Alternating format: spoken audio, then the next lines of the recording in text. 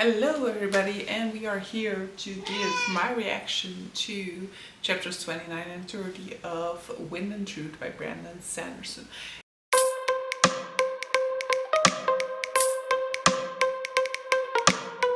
And I gotta say that I'm not really excited for this little reaction because I don't know, I'm just really struggling a little bit with it, I guess. So I don't know whether this is totally invented on my end or not, but I feel like it's much more fractured. We're just getting parts from certain perspectives and we're switching perspective a lot more. I feel like in the other books the entire chapter was probably mainly about the person that we were supposed to be following based off of the image at the beginning of the chapter, and I could be very much mistaken about that. Definitely is possible because I haven't reread any of the Stormlight Archive books going into this, but I definitely feel like we are having a much more fractured story now. And what already started to happen a little bit with Rhythm of War, and that really just doesn't work for me, is the amount of sort of Easter eggs that are in there, and the amount of times in which the references in there are vague, and you know that Brandon Sanderson is referring to something that we've seen in other books or in other series within the Cosmere, but I'm just not the type of person who has all of the insight into the Cosmere to be able to read those things and be like, aha, that's what he's referring to. So I feel like the further along we get into the Cosmere, the more Sanderson is kind of expecting you to have that background knowledge. And I've already given this sort of commentary in a previous video in this series that, you know, that is just not what I like, and what is my main problem with interconnected universes like this. This is also my problem with the MCU, is that after a while you just need to have watched it all in order for you to be able to catch all of these little details. And yes, you can enjoy it without that, but I'm also the type of person who wants to get everything out of a story. And so when I know that there are certain references being placed and I just cannot understand the references, it just frustrates me. So in chapter 29 we start off with Shalon, and the realization that Mraize and the other people in his company basically just disappeared into Shadesmar, which apparently is a big deal. I had no idea when I read that, and so it also turns out that Shalon herself can kind of move into Shadesmar if she wants to, which apparently she shouldn't be able to do. Which, you know, another one of those things is that I don't feel like we've gotten a huge explanation of the different orders and what the order should be able to do, or in any case not an explanation that I felt like I needed to remember. But at this point in time I feel like my lack of understanding of what each order is able to do and their limitations is lower than what Sanderson expects for me to be able to know about these things. And I kind of feel like this is all type of information that you get by, you know, following all of his content, not just the books, and that just kind of annoys me to some extent.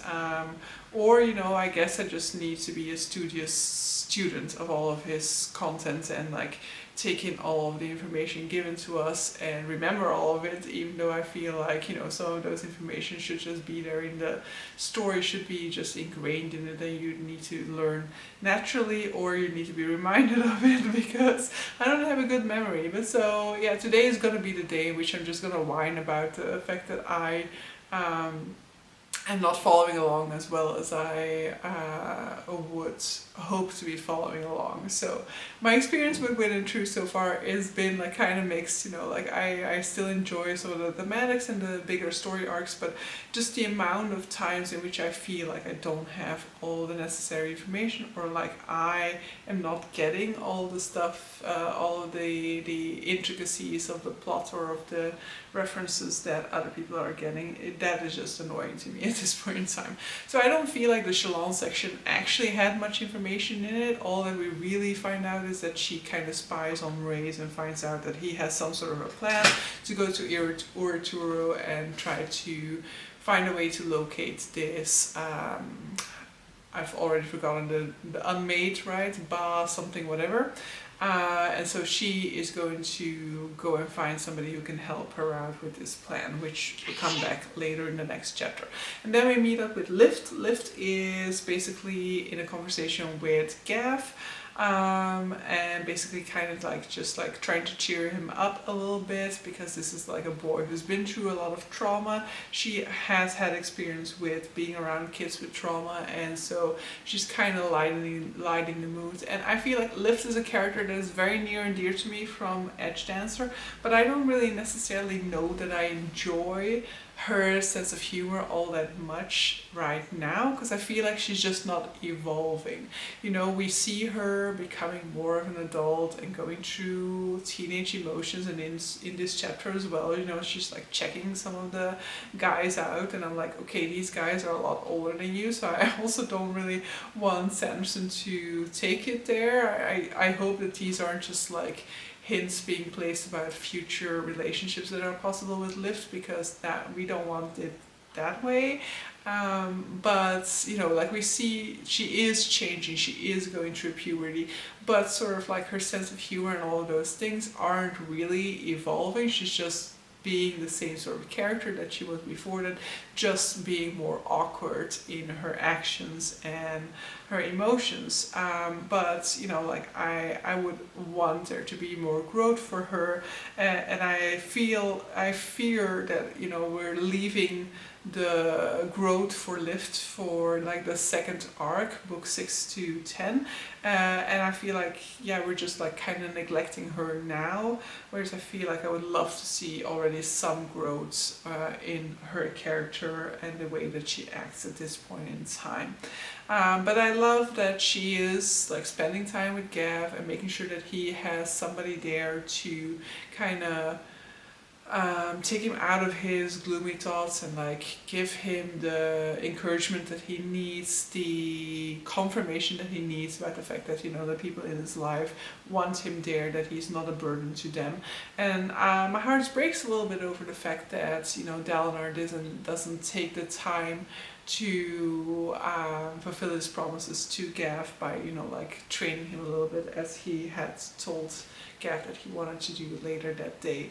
And within this section there's also a paragraph in which Lift is also like referring to the fact that she is often doing things that she like that people tell her that she shouldn't be doing, and that basically what she's trying to do is kind of like test the boundary of sometimes you need to do stuff that you shouldn't be doing, because sometimes those things turn out to be the right thing. And she's kind of basically indicating that Dalinar is somebody who does not know how to, like, he does not understand this concept. If something shouldn't be done, then he won't do it. And that is basically all of my problems with Dalinar, as I've been saying throughout all the past episodes, is that Dalinar will always do the right thing, even if it would be better to basically break some rules from time to time, or take a little bit of a different path than what's the perfect morally right path,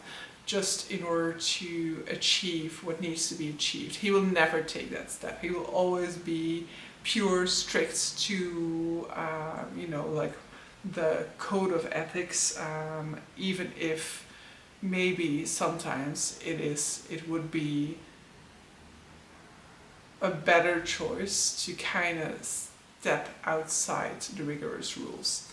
Now, I don't think that there's anything more to be said for this chapter. Then we move on to Rlain and Renarin, and I think that this is a new chapter header. I don't think we've had this image before for these two boys, and I'm very happy to see.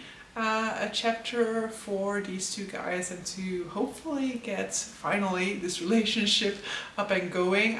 We do get a conversation between Drehi and Renarin about Renarin's feelings for Relaine, and Drehi basically kind of nudging Renarin to kind of approach Relaine and try to figure out whether Relaine is interested or not, kind of indicating like, you know, it's not an easy thing to ask, but it's always better to know rather than to just like, you know, like let this all linger on.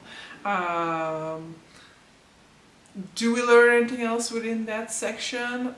Potentially, I've already forgotten in that case, and then Renarin goes into a vision, and basically Relaine is able to kind of step into the vision as well. And I gotta say that I had zero interest in the visions, and so I have no recollection of what visions are shown. I know that there's a vision in which you see like 12 people, and one of them is like a Makabaki, and then like there's a horn eater, so potentially that's a reference to Rock, which who we hopefully will see back again within the Stormlight at some point in time. And then at the end there's like a vision of, you know, like the sister of, what was her name again? The singer that we had a perspective from at some point in time. Great explanation, right? But so yeah, basically I wasn't really all that interested in that. So yeah, that is my really bad reaction to these two chapters.